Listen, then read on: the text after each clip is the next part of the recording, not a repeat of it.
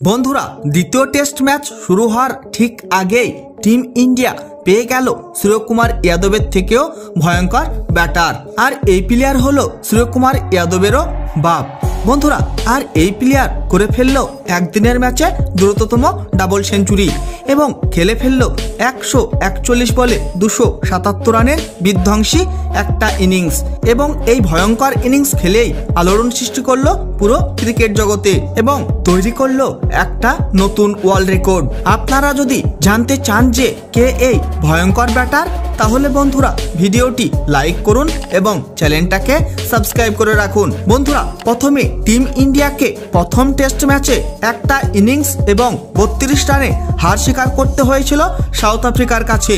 কিন্তু বন্ধুরা এবার দ্বিতীয় টেস্ট ম্যাচ খেলা হবে ভারত এবং সাউথ আফ্রিকার মধ্যে 3 জানুয়ারি মানে আজ। আর এই ম্যাচ শুরু হয়ে যাবে ভারতীয় সময় দুপুর 2টো থেকে কেপ টাউনের মাঠে।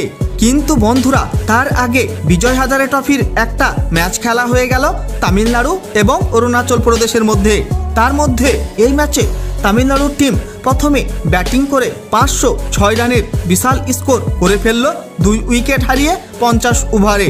তার মধ্যে সাই সুদর্শন খেলে ফেলল 102 বলে 154 রানের বিধ্বংসী ইনিংস। কিন্তু বন্ধুরা এরও বাপ হয়ে গেল নারায়ণ জগদীশন।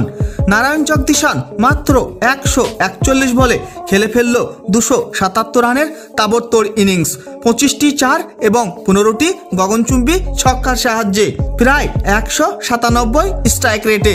তার জবাবে অরুণাচল প্রদেশের টিম এই রান তাড়া করতে পারল না এবং অরুণাচল প্রদেশের টিমকে মাত্র 71 রানের মধ্যেই করল অল আউট তামিলনাড়ুর বোলাররা। আর এইভাবে খুবই সহজেই 435 রানের বিশাল বড় ব্যবধানে এই ম্যাচ জিতে নেয় তামিলনাড়ুর টিম অরুণাচল প্রদেশের টিমকে হারিয়ে।